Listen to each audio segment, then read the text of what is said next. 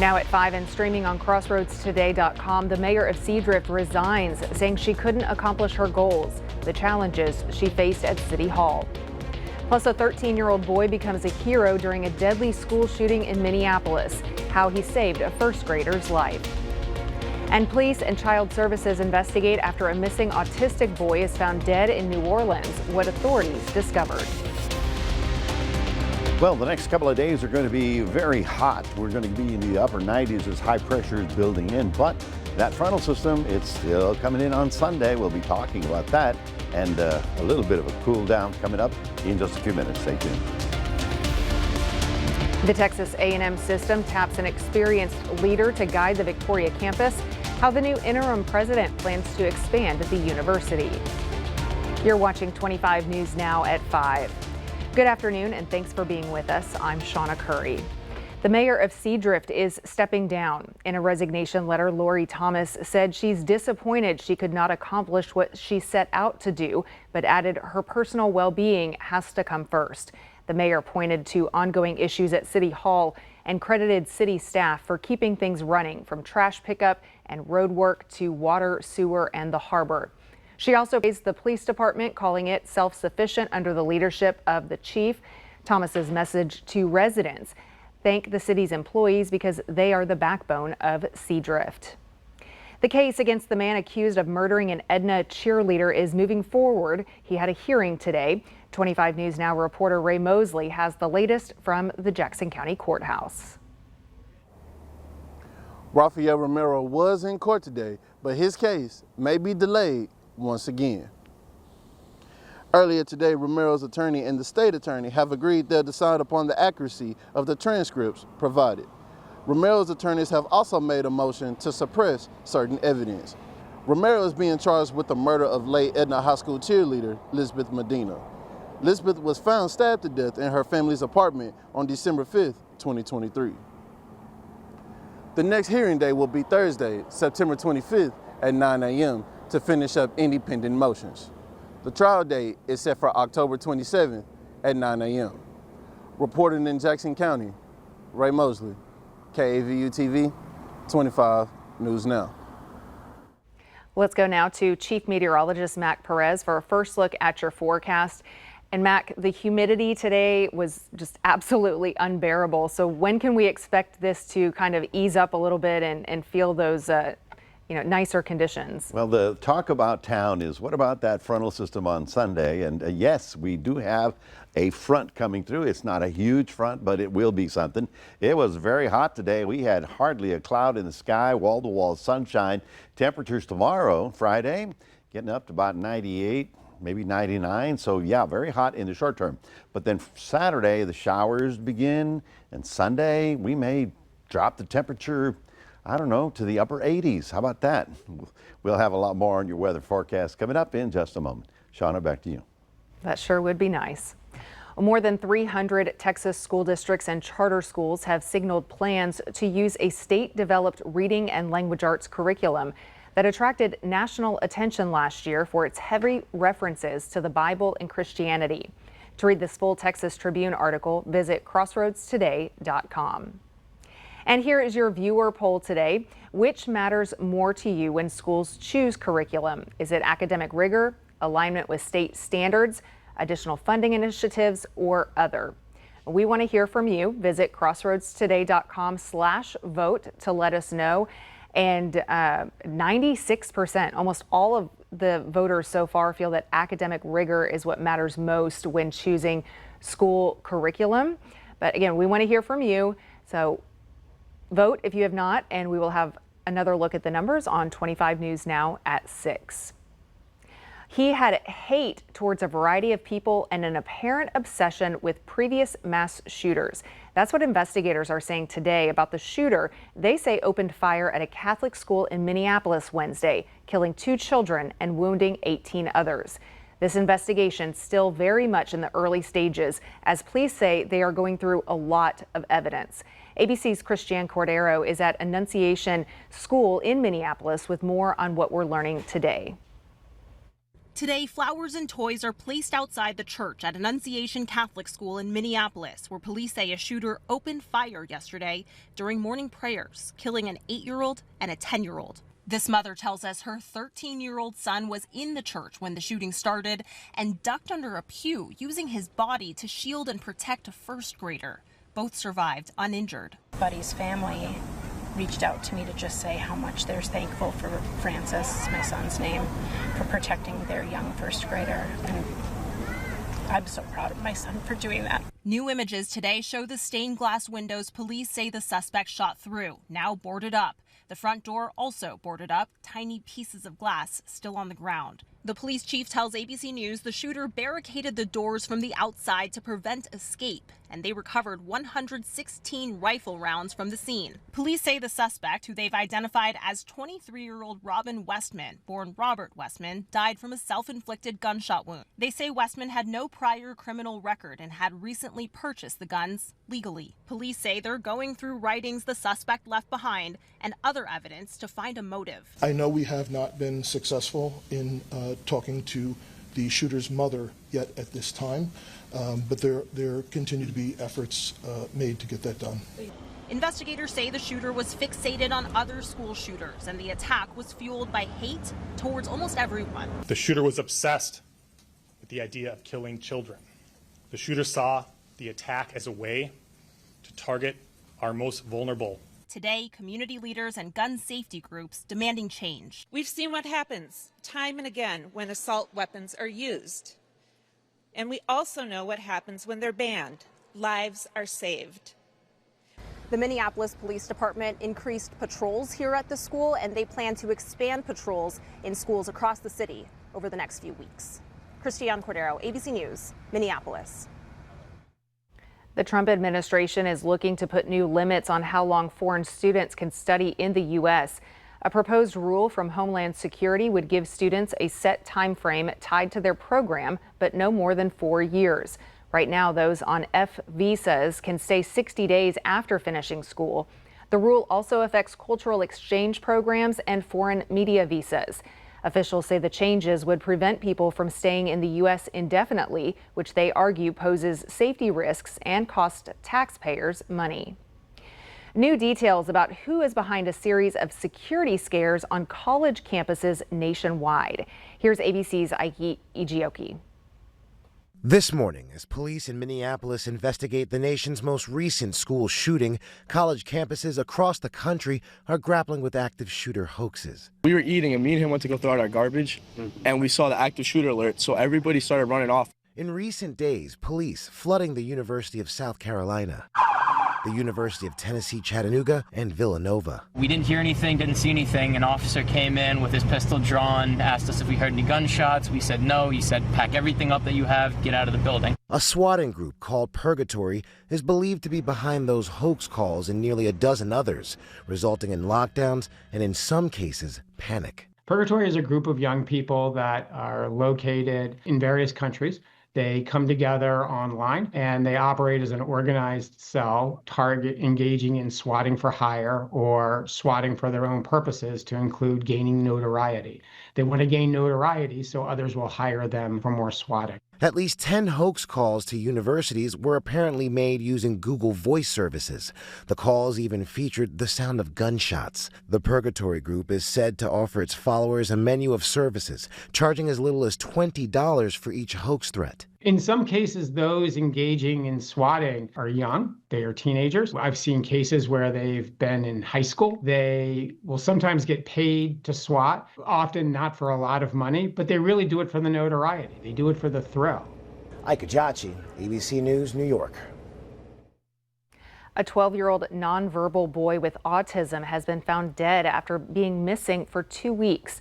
Police say Brian Vasquez slipped out of his home through a bedroom window around 5 a.m. on August 14th in New Orleans.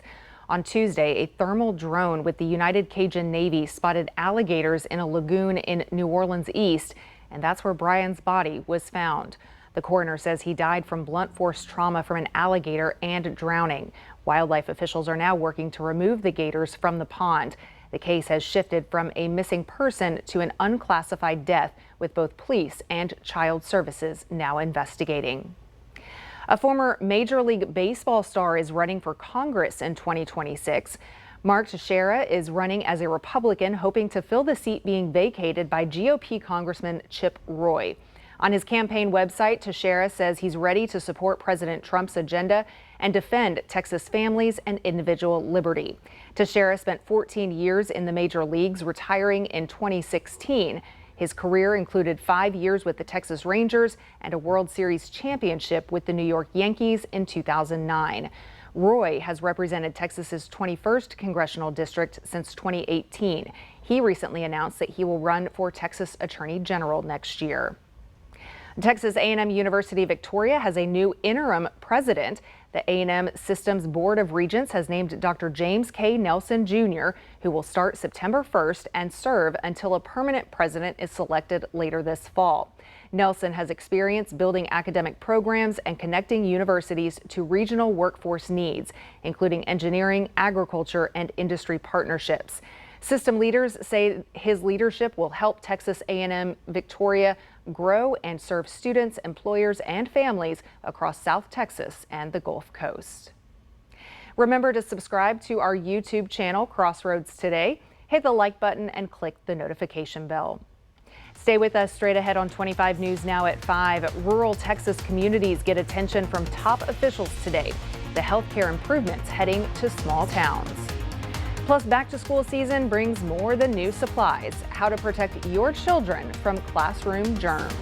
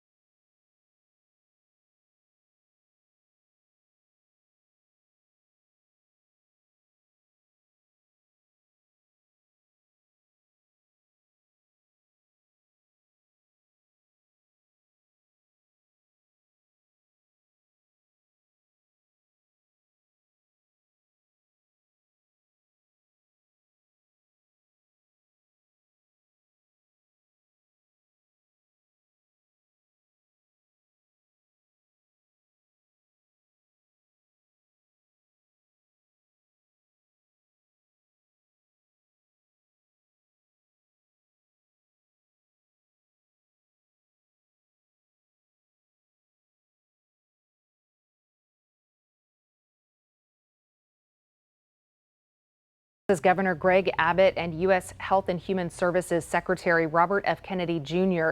were talking rural health care in Austin today.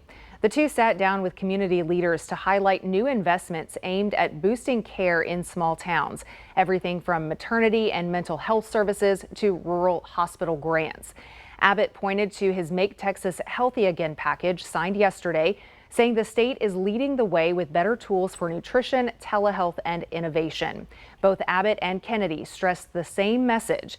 With more than 6 million Texans living in rural areas, making sure every community has access to quality health care is a top priority. The White House says President Trump has the authority to fire those who are not aligned with his mission. It comes as the president fired the head of the CDC, who he appointed back in March. The move leading a rush of resignations at the agency. ABC's Perry Russum with the latest. Today, in a show of solidarity, a worker walkout at the Centers for Disease Control and Prevention after a chaotic 24 hours at the CDC. The head of the agency fired, top officials resigning, and changes to COVID vaccine guidelines, leaving major questions about the future of Americans' health.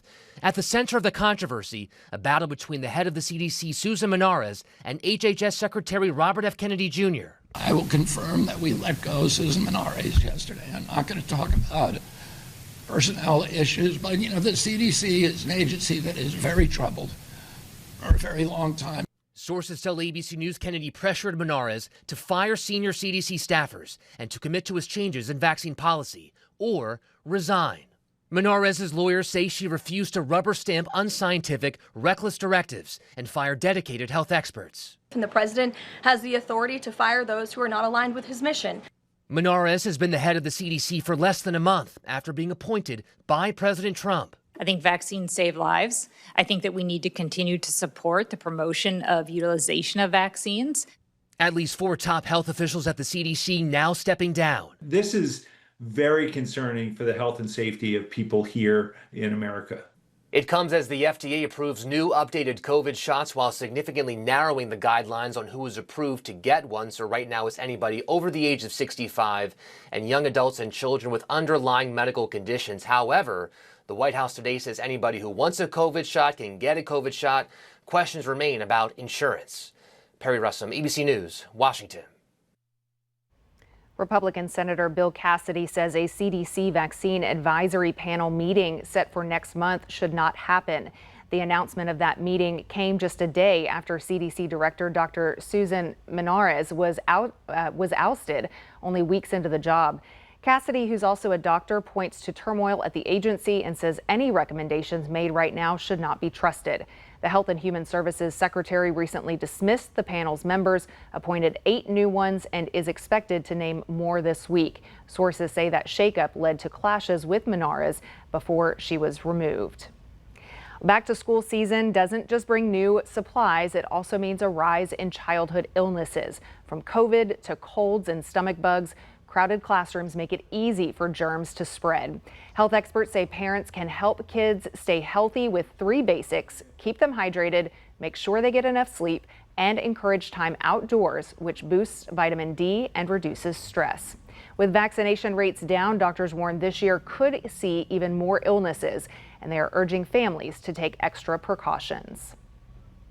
Well, good afternoon, everybody. It's 95 degrees, got a little warm, a little humid out there today because we had lots of sunshine. Now, our high was up to 96. That's a little bit above average. Tomorrow, we're probably pushing, 98, 99. It's hot for the short term, but we still have that frontal system coming in on Sunday. We'll talk about the cooling trend coming up in a moment. We'll be right back.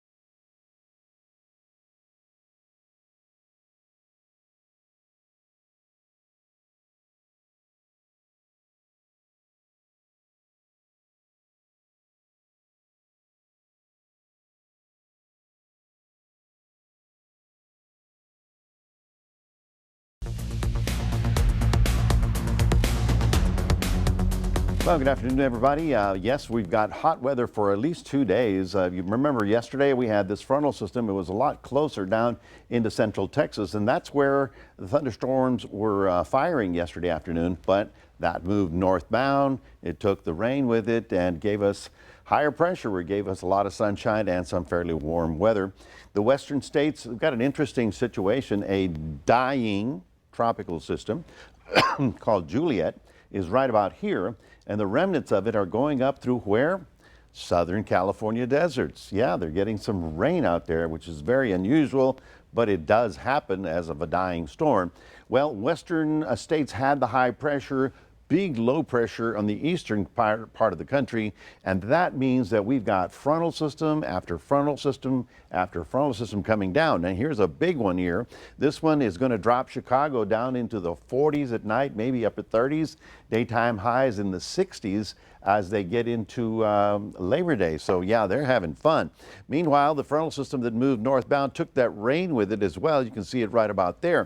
So we take a look at our area, anything happening around Victoria, and you can see it's very quiet out there. So a big difference from yesterday when we had, you know, the clouds and it was looking like we were going to get rain all day long. Today, nothing. This is the outlook for tomorrow, severe weather outlook, nothing for us. When you see this kind of medium green here, it's just an isolated afternoon showers, nothing severe. The only place that has the potential for heavier weather would be out there along the Sabine River toward Lake Charles. We've got a slight chance, but generally speaking, I'm going to say it's going to be mostly on the sunny and hot side. The Gulf continues to be very quiet, and the Atlantic is very quiet as well. The remnants of what used to be Fernand continues drifting up there. We've got one little area here that has potential to develop in the next 7 days, 20%, not a lot, but we'll wait and see what it does. This is now the peak of the tropical storm season, and we've got a very quiet Atlantic season right about now, which is interesting. We'll just see how it evolves. Now, here's what we expect for tomorrow. This is Future Tracker. We start off tonight. Quiet tonight, no shower activity. Tomorrow morning we start off very quiet as well. In the afternoon we'll see a lot of sunshine, so yep, that's what's going to get us to the very hot thing. And then Friday night you start seeing some activity to the way far north, but it's not till Saturday night when that front starts moving down, and this is Saturday night, and then Sunday through our area. So we will actually get a northerly wind out of this, and it will knock the temperature down for 2 days, 1.5 days, a little bit, not a lot. Take a look at your day planner for tomorrow. 95 on the hot side for Port Lavaca, lots of sun for tomorrow. Inland areas about 97 out in Cuero and of course Yoakum as well. But that's your Friday. And then your Saturday is still on the warm side until Saturday night late when the clouds start developing. The frontal system should drift through here about Sunday. Chance of thunder showers with it, but it's only going to knock the temperature down to about 88 on Labor Day. But it's better than nothing. Could be 98, right? That's your 7-day forecast, reminding everybody we do have a QR code. Love for you to scan that. Put Crossroads Today on your phone. Shauna, back to you. Still to come, fresh economic data shows the U.S. bouncing back stronger than first reported. Why analysts are encouraged.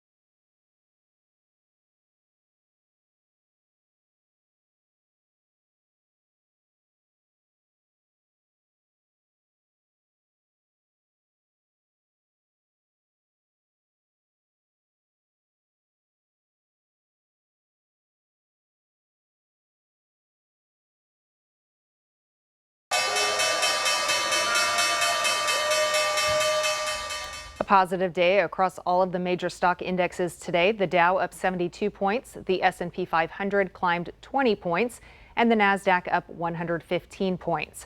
The price of oil rose 16 cents to $64.30 per barrel. The U.S. economy rebounded in the second quarter better than previously reported.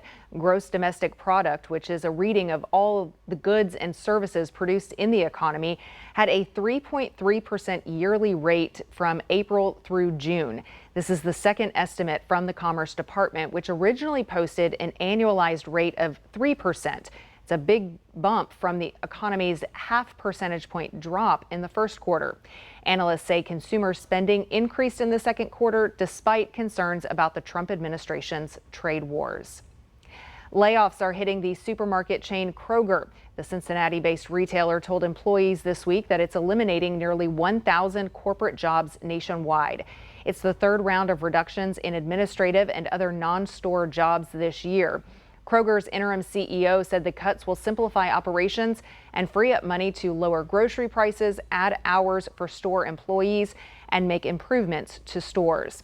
Kroger employs around 400,000 people, with most of them working in stores. Making women feel more confident when requesting ride shares is the goal of a new Uber feature called Women Preferences, allowing women to request a female driver in the rideshare app. Maribel Gonzalez has more from Los Angeles, one of the cities where the pilot program is set to roll out. Welcome to my office. Yes. Rideshare driver Ishelle Wright has been behind the wheel since 2020. There's a lot of times where women will get into the car and they'll be like, oh, thank God, a woman driver. Uber heard the same sentiment and is launching Women Preferences. It allows both female riders and drivers to match, but Wright worries the program could hurt business. We're going to get 50% less rides because of this, whether you're a male driver or a female driver, because we have to match. Uber says the new feature could give women more confidence. We're in a very vulnerable position as drivers. Our backs are to the passengers, our hands are on the wheel, we're watching for safety on the road, and no one's really looking out for safety for us. Uber has long grappled with preventing sexual assault on its platform. According to Uber's safety report, nearly 6,000 sexual assault reports were made from 2017 to 2018. By 2022, that number dropped to just over 2,700. Uber says, quote, most drivers are men, so the company worked to make sure this new feature was usable. If there's no female drivers nearby, it's not going to work. Catherine Cosmides, an advocate at Helping Survivors, says no matter who your driver is, stay alert. You always keep your window cracked enough that you can reach your arm out of it. They could have child locks on, so you can't actually open the back door from the inside. I'm Maribel Gonzalez reporting. Well, still to come, meet Ned, New Zealand's loneliest snail. How an entire nation is helping him find romance.